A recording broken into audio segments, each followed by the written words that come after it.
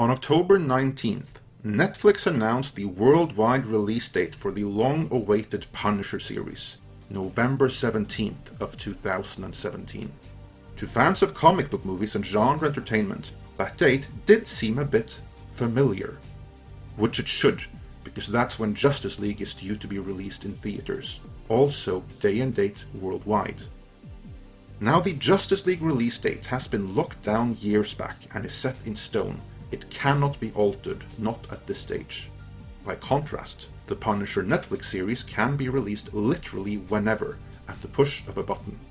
Rumor has it they did plan to surprise drop it immediately following New York Comic Con, but pushed it back due to the Las Vegas mass shooting.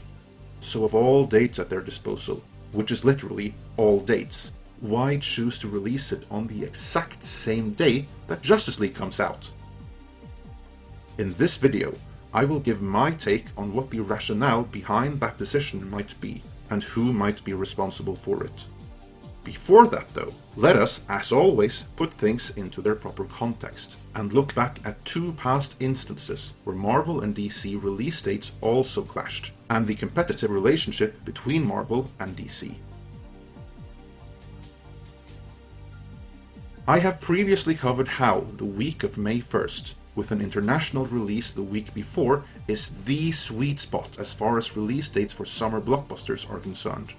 Ever since Sam Raimi's Spider-Man back in 2002, this coveted release spot has been occupied by a Marvel-branded movie of one shape or another in every year one was released, and a Marvel Studios movie in every year period since 2011. In June of 2013, Marvel announced the then still untitled Captain America Civil War for release in the first week of May of 2016. 2016, however, also marked the year of release for Batman v Superman, and Warner and DC wanted this most attractive of summer release dates for themselves. In March of 2014, 3/4 of a year after Marvel planted their proverbial flag on the release day of May 6th of 2016, Warner and DC started the corporate release date game of chess by announcing Batman v Superman for release on the same date as the, at the time, still untitled Marvel movie. Their game was that no matter what Marvel planned to release at that date, it would crumble before the might of Batman v Superman.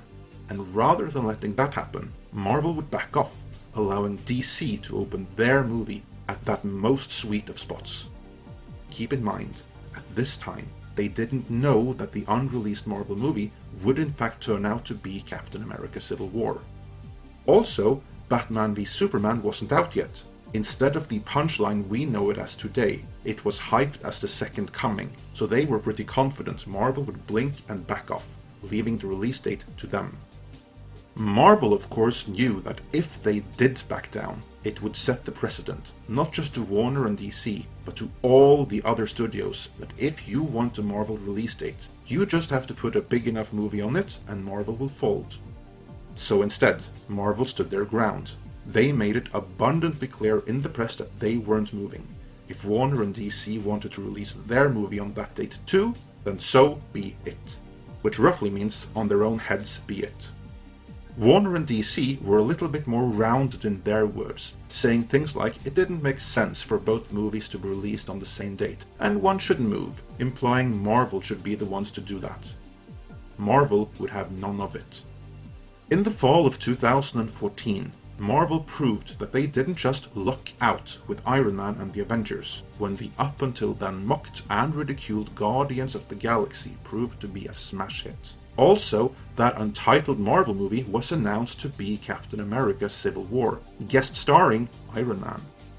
Marvel were by now in a position where they had nothing to win by releasing the movie in direct competition with Batman v Superman, but Warner and DC, still trying to establish their own universe, were the ones with everything to lose. And so they budged, and moved up the release date of Batman v Superman to March 25th of 2016. This sent the message to everyone in Hollywood that release dates claimed by Marvel are best left alone, lest it be counter-programming. Marvel also got the message that they are powerful enough to be bold. Marvel and Netflix set the release date of Season 2 of Daredevil to March 18th of 2016, 1 week before the theatrical release of Batman v Superman. Many a DC fan were quick to assume this was Marvel taking revenge over that whole Captain America Civil War release date ordeal. But a TV series released on Netflix 1 week prior to a theatrically released movie shouldn't affect its box office by too much. More likely, that was a marketing decision. You can summarize it like this. The week before Batman v Superman opened, marketing and hype for it was at a fever pitch. Fans were dying to see it. Then Marvel tells you, you might still have to wait a week for Batman v Superman, but you can see The Punisher vs. Daredevil, which is what that season was, right now, in the comfort of your own home. And it worked for both. Season 2 of Daredevil remains the biggest Marvel Netflix series to date, and Batman v Superman opened to a massive 166 million. Of course, it collapsed after that, but that was exclusively due to its own shortcomings, not because people were binging Daredevil instead. In other words, that was more a case of piggybacking off of Warner and DC's marketing, because Marvel doesn't actually want DC to fail. The thing to keep in mind here is that Marvel doesn't want DC to fail. Oh, they want to be number one, be clear on that, but they still want DC to be a very successful runner-up. The reason is simple. Every time someone releases a high-profile comic book movie misfire, whether that someone be Warner, Fox, Sony, or even Marvel themselves, more audiences will be burned out and less likely to return for the next comic book movie coming out. That hurts everyone dabbling in comic book movies, but it hurts none more than Marvel Studios, who are the only ones exclusively making comic book movies. Now, I am not saying that the comic book movie genre is about to implode anytime soon, but the market for them is a tough one, and getting tougher, as reaching that coveted 1 billion gross is a tall order, and it gets taller every time someone releases something that isn't up to par. So this is a case where a rising tide floats all boats, and Marvel are actually rooting for DC to make the best and most successful movies they possibly can. And it is when you consider that the decision to release the Netflix Punisher series on the same day as Justice League becomes all the more puzzling. Keep in mind, the series is done, so Netflix can release it whenever they see fit. So of all dates, even in just the month of November, why that one? Unlike the whole ordeal with Season 2 of Daredevil and Batman v Superman, releasing The Punisher on the same day as Justice League will affect its opening weekend. How much? Or more accurately, how little is impossible to say. There are no doubt a certain number of audiences that have been burned by the severely mixed DC movies thus far, and where the option of seeing The Punisher instead might have tipped the scales in favor of awaiting word of mouth before seeing Justice League. Those are who we are talking about here. Those who otherwise would have gone to see Justice League but decides against it because they'll be binging The Punisher instead. They, and they alone, represent the only adverse effect the release of The Punisher will have on Justice League's opening weekend. Everyone else will manage to see both, or they were only going to see one of them in the first place. Those who won't see Justice League because of The Punisher are not many enough to make any difference to speak of. Justice League will still open huge. But they are many enough that it will leave a dent, however small a dent it may be, and in my opinion, that might be the key here. Know that what I'm about to say is not something I can reference or attribute to anyone else. This is my take on the situation, based on my own background in business and banking. I don't think Kevin Feige of Marvel Studios, Jeff Loeb of Marvel Entertainment, or anyone else those of us interested in filmmaking can name are behind this decision. I also don't think this is a pure Netflix decision, even if they have tended to release Marvel series the third weekend of the month for the last few series. No, I think we have to look at the corporate level at Marvel and Disney, at the faceless suits and moneymen involved in the overall business and corporate strategy. Those who might as well have worked in Wall Street or in structuring financial products. those who aren't in it for the love of the end product, but for the thrill, the lifestyle, and the performance-based year-end bonus.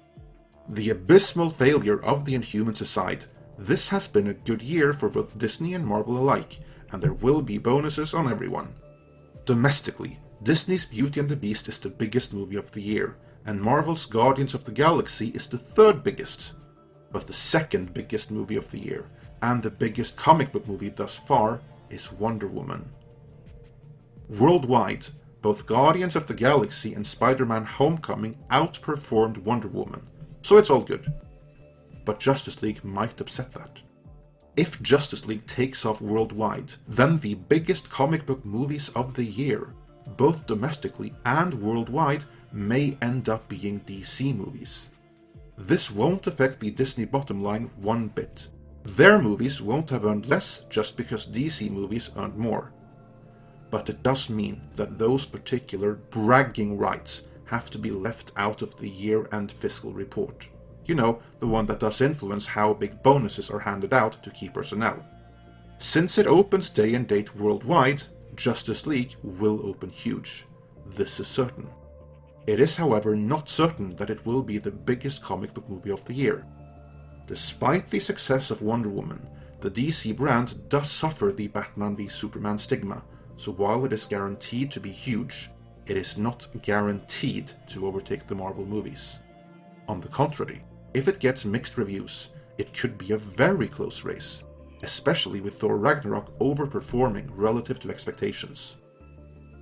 In the event that Justice League gets a mixed reception, and it therefore ends up being a close race, The Punisher might just shave off enough millions that a Marvel movie ends up the year's biggest comic book movie worldwide.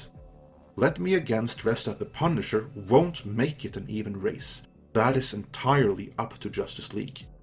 If Justice League fires on all cylinders, it will be the top comic book movie of the year worldwide, Punisher or no Punisher. But if Justice League isn't all that, and it therefore ends up an even race, The Punisher just might tip the scales in Marvel's favor, and without delivering any damage to DC worse than what they will have done to themselves. And the stakes here? Bragging rights. That's it. Doesn't really concern the bottom line, at least not for the company as a whole. But for those whose year-end bonus is performance-based, being able to include the bragging rights of the biggest comic book movie worldwide, and that they outgrossed Justice League in the annual report, might just lead to an even bigger bonus than they otherwise would have gotten.